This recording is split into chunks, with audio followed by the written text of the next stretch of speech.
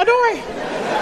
No, you gotta understand, I know I was defending it, because you gotta understand that Africans have to live with a lot of stereotypes. It's part of the problem, is that people read what they read about Africa and they think it defines the whole nation. And so you get weird things, like I was gonna do a gig in Kenya, and people said to me, oh, don't go to Kenya. There's Boko Haram there, they'll blow you up. I went there, nobody blew me up, it was a beautiful country, it was lovely. Then I was going to South Africa. People were like, oh, don't go to South Africa, it's violent.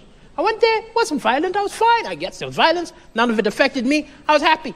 Came back. I was going to Nigeria, and someone said, don't go to Nigeria. They're crooks, they'll rob you.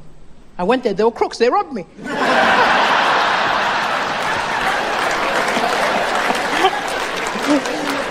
Some uncomfortable people saying, oh, is he offended? No, don't worry, it's like, they know, it's like Nigerians are the Scousers of Africa. Don't worry, because all you got to do is tell the truth.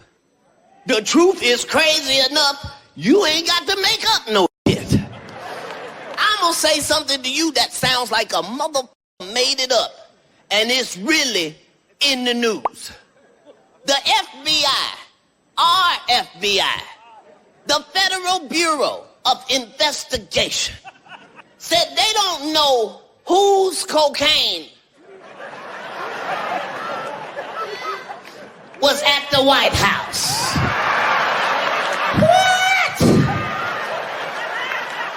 What type of investigation did you do? We don't know whose it is. It was in Hunter Biden's room.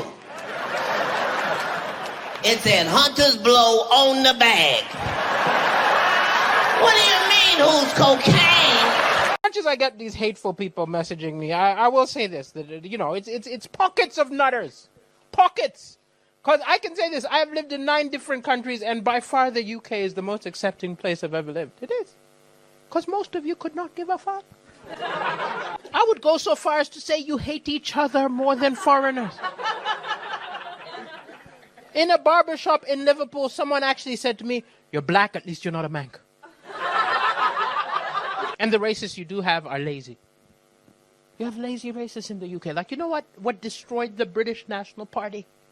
The BNP were defeated by admin. They forgot to file the paperwork to renew their status as a party. And you know what must drive them crazy? I bet they know if they had a few immigrants working in the office, we would have knocked that deadline out. I saw a beautiful British woman looking at a mirror upset. I said, what's going on? She said, can't you see? It's a fat mirror. I was like, what do you mean the mirror's fat? She said, this mirror makes me look fatter than I really am. I said, well, I think my eyes have the same problem.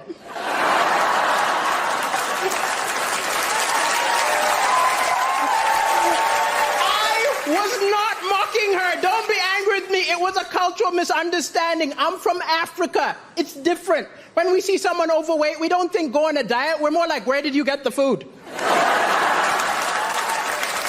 I think we gotta follow her home. And just started telling herself stories, imagining I grew up in some refugee camp or something like that. This woman had watched way too many charity ads. She kept saying, how do you speak such good English? You've come so far. And yes, Malawi is one of the poorest countries in the world, but I wasn't. We had a Volvo. And I know you're all worried right now because you've had that post-Brexit divorce talks. Will you get a good deal? Will you get a bad deal? If you get a bad deal, don't worry. I've got the backup plan for you. Join the African Union. We'll take you.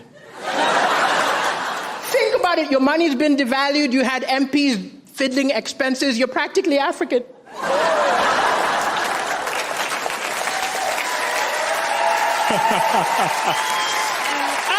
I cross the line sometimes, and actually, Simon, yesterday you said you like that I'm non-PC, but the brilliant thing is, in the UK, I can be non-PC. I can cross the line. The worst that will happen is one of you will send a complaint letter. I can do jokes about your government, no problem. This is not the same rules in Africa. You think I would ever go to Zimbabwe and do a Robert Mugabe joke? You think I'll go to North Korea and do a Kim Jong-un joke? It would be, Britain's got arrests.